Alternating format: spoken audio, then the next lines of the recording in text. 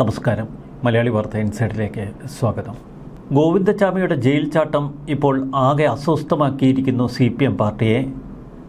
കണ്ണൂർ ജില്ലയിലെ ഏറ്റവും വലിയ വീരൻ ഇതുവരെ പിണറായി വിജയൻ എന്നാണ് പൊതുവെ കരുതിയത്.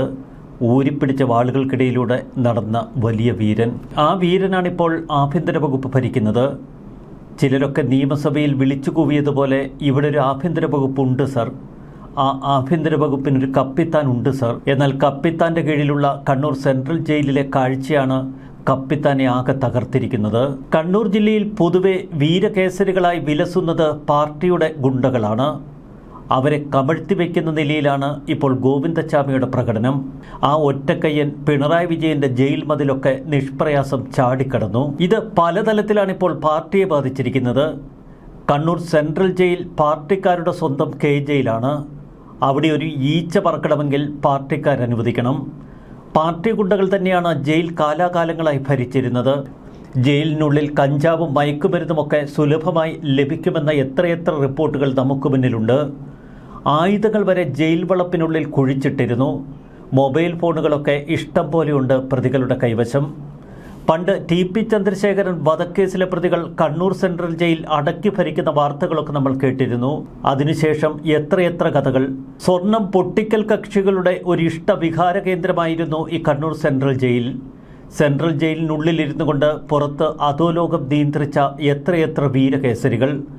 അവരെയൊക്കെ തകർത്തെറിഞ്ഞാണ് ഇപ്പോൾ ഗോവിന്ദച്ചാമിയുടെ ഈ ഒടുക്കത്തെ പ്രകടനം. അതുകൊണ്ട് തന്നെയാണ് ഇപ്പോൾ പിണറായി വിജയനും കാലിളക്കിയിരിക്കുന്നത്. ഗോവിന്ദച്ചാമിയുടെ ആ ഒറ്റക്കൈ വെച്ചുള്ള പ്രത്യേക ആക്ഷൻ ഇതെങ്ങനെ താൻ സഹിക്കുമെന്ന മട്ടിലാണ് ഇത് മുഖ്യമന്ത്രി പ്രതികരിച്ചിരിക്കുന്നത്. വിചിത്രമാണ് ഇപ്പോൾ ഭരണകൂട തലത്തിൽ സംഭവിക്കുന്ന കാര്യങ്ങൾ. ഗോവിന്ദച്ചാമിയുടെ ജയിൽ ചാട്ടം സംബന്ധിച്ച പ്രാഥമിക അന്വേഷണ റിപ്പോർട്ട് പുറത്തു വന്നു. അതാണത്രേ ബഹുവിശേഷം. ജയിലിലെ അടിസ്ഥാന സൗകര്യങ്ങളുടെ കുറവുകളെക്കുറിച്ചാണ് ഈ റിപ്പോർട്ട് പരാമർശിക്കുന്നത്. ഗോവിന്ദച്ചാമി ജയിൽ ചാടിയത് സിസ്റ്റത്തിൻ്റെ കുഴപ്പമല്ല, അടിസ്ഥാന സൗകര്യങ്ങളുടെ കുഴപ്പമാണ്. ഇതുതന്നെയാണ് നമ്മുടെ ഗോവിന്ദച്ചാമി ഇന്നലെ പോലീസിന് മുന്നിൽ കൊടുത്ത മൊഴിയിലും വ്യക്തമാക്കിയിരിക്കുന്നത്. അടിസ്ഥാന സൗകര്യങ്ങളുടെ കുറവ് മൂലമാണ് താൻ ചാടിയത്. തനിക്ക് കഴിക്കാൻ ദിവസേന മട്ടൻ കറി വേണം, ചപ്പാത്തി വേണം, വലിക്കാൻ കഞ്ചാവ് വേണം. പിന്നെ തനിക്ക് അമിത ലൈംഗികാസക്തി ഉള്ളതുകൊണ്ട് സ്ത്രീകളോ പുരുഷന്മാരോ ആരെയെങ്കിലുമൊക്കെ തനിക്ക് വേണം. ഇതിനുള്ള സൗകര്യങ്ങൾ ജയിലിലില്ലാത്തതുകൊണ്ടാണ് താൻ ജയിൽ ചാടിയത് എന്ന് ഗോവിന്ദച്ചാമി പോലീസിന് മുന്നിൽ മൊഴി കൊടുക്കുന്നു. ഇപ്പോഴിതാ പ്രാഥമിക റിപ്പോർട്ടിൽ പറയുന്നു അടിസ്ഥാന സൗകര്യങ്ങളുടെ കുറവാണ് ഗോവിന്ദച്ചാമി ജയിൽ ചാടാനുള്ള കാരണമെന്ന്. പ്രാഥമിക അന്വേഷണ റിപ്പോർട്ട് DGPക്ക് കൈമാറും. കണ്ണൂർ ജയിലിലുള്ള തടവുകാരുടെ എണ്ണത്തിനനുസരിച്ച് സുരക്ഷാ ഉദ്യോഗസ്ഥർ ഇല്ല എന്നുള്ളതാണ് റിപ്പോർട്ടിലെ പ്രധാന പരാമർശം. 150 ജീവനക്കാർ വേണ്ടിടത്ത് 106 പേരാണുള്ളത്. 940 തടവുകാരെ പാർപ്പിക്കാൻ സൗകര്യമുള്ളിടത്ത് 1118 പേർ. ഇവിടെയാണ് ചില ചോദ്യങ്ങൾ മുഖ്യമന്ത്രിയുടെ നേർക്ക് ജനമുയർത്തുന്നത്. ജീവനക്കാരെ ആവശ്യത്തിന് നിയമിക്കാത്തത് എന്ന ജനങ്ങളുടെ കുറ്റമാണോ? ഗോവിന്ദച്ചാമി ജയിൽ ചാടുന്നതുവരെ എന്തിനാണ് ഇക്കാര്യത്തിൽ അവലംഭാവം കാട്ടിയത്? പിണറായി വിജയന്റെ ഭരണകാലത്ത് കുറ്റവാളികൾ കൂടുന്നുവെങ്കിൽ അതാരുടെ കുഴപ്പമാണ്? ഗോവിന്ദച്ചാമിയുടെ ജയിൽ ചാട്ടം സംബന്ധിച്ച് കണ്ണൂർ റേഞ്ച് DIG തയ്യാറാക്കിയ റിപ്പോർട്ടാണ് ഇന്ന് DGPക്ക് കൈമാറിയിരിക്കുന്നത്.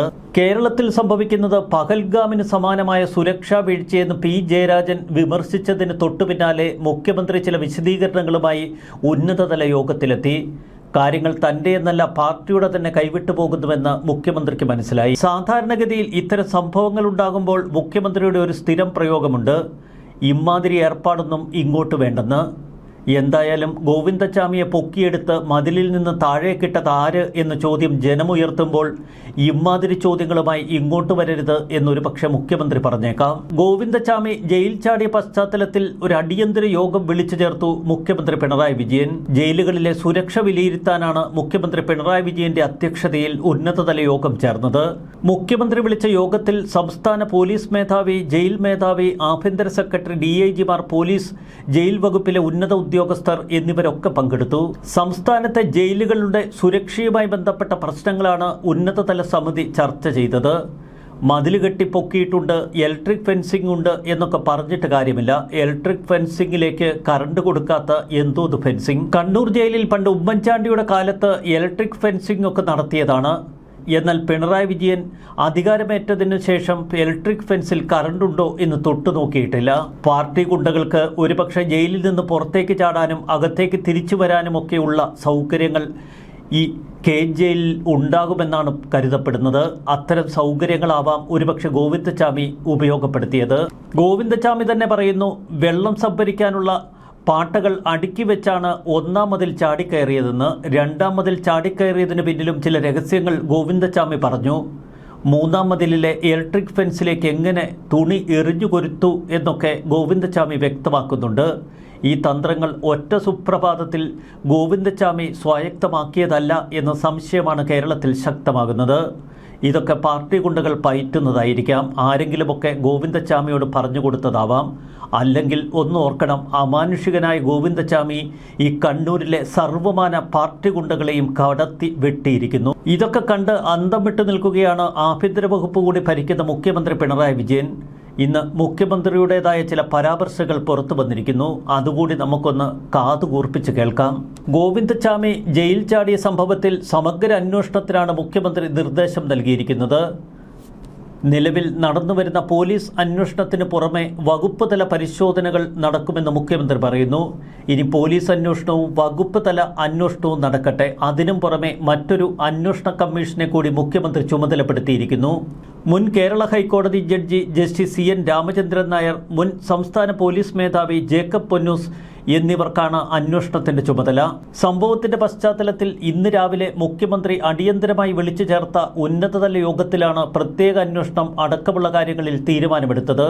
പ്രതിപക്ഷം ജുഡീഷ്യൽ അന്വേഷണം ആവശ്യപ്പെടുമെന്ന് മുഖ്യമന്ത്രിക്കും കൂട്ടർക്കും അറിയാം. അതുകൊണ്ട് തന്നെ ഒരു മുഴം മുൻപേ എറിയുക. സംസ്ഥാന chief secretary doctor A Jayathilak, police മേധാവി റവട ചന്ദ്രശേഖരൻ, ആഭ്യന്തര additional chief secretary Vishwanath Sinha, പൊതുമരാമത്ത് വകുപ്പ് സെക്രട്ടറി കെ ബിജു, ജയിൽ മേധാവി Balram Kumar Upadhyay, intelligence additional DGP P Vijayan എന്നിവരാണ് മുഖ്യമന്ത്രി വിളിച്ച ഇന്നത്തെ യോഗത്തിൽ പങ്കെടുത്തത്. കണ്ണൂർ സെൻട്രൽ ജയിലിൽ നടന്നത് അത്യന്തം ഗൗരവമുള്ളതും വിശദമായ പരിശോധന നടത്തി നടപടി സ്വീകരിക്കേണ്ടതുമായ സംഭവമാണ് എന്ന് മുഖ്യമന്ത്രി പ്രതികരിച്ചു.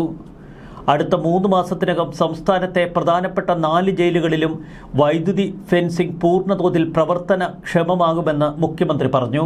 സൂക്ഷ്മതലത്തിൽ ദൃശ്യങ്ങൾ പകർത്താൻ കഴിയുന്ന ഇന്ത്യൻ CCTV 4 പ്രധാന ജയിലുകളിലും സ്ഥാപിക്കും. ഇതിനുള്ള നടപടി അടിയന്തരമായി ആരംഭിക്കുമെന്നാണ് മുഖ്യമന്ത്രി പറഞ്ഞത്. ഇനിയാണ് ഏറ്റവും വെടിക്കെട്ട് തീരുമാനം. ഒരു പുതിയ സെൻട്രൽ ജയിൽ കൂടി നിർമ്മിക്കുമത്രേ. കോട്ടയം, പത്തനംതിട്ട ജില്ലകളിൽ എവിടെയെങ്കിലുമായിരിക്കും ഇത്തരമൊരു ജയിൽ നിർമ്മിക്കുക. എന്തായാലും പിണറായി വിജയന്റെ ഭരണകാലഘട്ടത്തിൽ കൊലയാളികളും കുറ്റവാളികളുമൊക്കെ കൂടി വരുന്നു എന്ന് പിണറായി വിജയന് മനസ്സിലായി. അതുകൊണ്ടാണ് ഒരു സെൻട്രൽ ജയിൽ കൂടി നിർമ്മിക്കാൻ മുഖ്യമന്ത്രി തീരുമാനമെടുത്തിരിക്കുന്നത്. ജയിൽ ജീവനക്കാർ തുടർച്ചയായി ഒരേ സ്ഥലത്ത് തുടരുന്നത് കണക്കിലെടുത്ത് അതുമൂലമുണ്ടാകുന്ന പ്രശ്നങ്ങൾ ഒഴിവാക്കാൻ ഓരോ സ്ഥലത്തും 5 വർഷം പൂർത്തിയാക്കിയവരെ മറ്റിടങ്ങളിലേക്ക് മാറ്റും. ജയിലിനകത്ത് ഇന്റലിജൻസ് പ്രവർത്തനങ്ങൾ ശക്തിപ്പെടുത്തും. ശിക്ഷിക്കപ്പെട്ട കൊടും ക്രിമിനലുകൾ പലരും ഇപ്പോൾ അതീവ സുരക്ഷാ ജയിലിലാണ്. അതിൻ്റെ കാര്യമൊന്നും ജനങ്ങളോടധികം വിശദീകരിക്കേണ്ട. അതീവ സുരക്ഷാ ജയിലായ കണ്ണൂർ സെൻട്രൽ ജയിലിൽ സംഭവിച്ചതാണല്ലോ നമ്മളിപ്പോൾ അറിയുന്നത്. മുഖ്യമന്ത്രി പറയുന്നു, ഇത്തരം കൊടും കുറ്റവാളികൾക്ക് അന്തർ സംസ്ഥാന ജയിൽ മാറ്റം കൂടി ആലോചിക്കുമെന്ന്. അതൊരുപക്ഷെ നല്ലതായിരിക്കും. ഇത്തരം കൊടും കുറ്റവാളികളെ പാർപ്പിക്കാനുള്ള കെൽപ്പൊന്നും നമ്മുടെ പാർട്ടി ജയിലുകൾക്കില്ല. അവരെ നേരെ UPയിലേക്കോ മറ്റേതെങ്കിലുമൊക്കെയോ സംസ്ഥാനങ്ങളിലേക്ക് മാറ്റുന്നതാവും കൂടുതൽ ഉചിതം. ജയിലുകളിലുള്ള വീഡിയോ കോൺഫറൻസിംഗ് സംവിധാനങ്ങൾ മെച്ചപ്പെടുത്തും, ശക്തിപ്പെടുത്തുമെന്ന് മുഖ്യമന്ത്രി പറയുന്നു. അതും നല്ലതാണ്. പാർട്ടി ഗുണ്ടകളുമായി നേരിട്ട് സംവദിക്കാമല്ലോ. ജയിലിനകത്ത് തടവുകാർക്ക് ലഭ്യമാകുന്ന സൗകര്യങ്ങൾ വർദ്ധിപ്പിക്കാൻ നടപടി സ്വീകരിക്കും. കൂടുതൽ തടവുപുള്ളികൾ ജയിലിനകത്തേക്ക് വന്നാൽ അവർക്ക് കൂടുതൽ സൗകര്യങ്ങൾ ചെയ്തു കൊടുത്താൽ ഒരുപക്ഷെ ജയിൽ ചാട്ടമൊക്കെ കുറയുമായിരിക്കും. നല്ല ചില തീരുമാനങ്ങൾ. എന്തായാലും മുഖ്യമന്ത്രിക്ക് ഹാലിളകി എന്ന് വ്യക്തം. അതുകൊണ്ട് തന്നെയാണ് ഇന്ന് നടന്ന ഉന്നതതല യോഗത്തിലുള്ള സുപ്രധാന തീരുമാനങ്ങൾ. ഗോവിന്ദച്ചാമി എല്ലാവരെയും കടത്തിവെട്ടി എന്ന് വേണം കരുതാൻ. ആ ഒറ്റ കൈ കൊണ്ടുള്ള പ്രത്യേക ആക്ഷൻ, അതാണത്രേ മുഖ്യമന്ത്രിയെ നടുക്കിക്കളഞ്ഞിരിക്കുന്നത്. ന്യൂസ് ഡെസ്ക്, മലയാളി വാർത്ത, ഇൻസൈഡ്.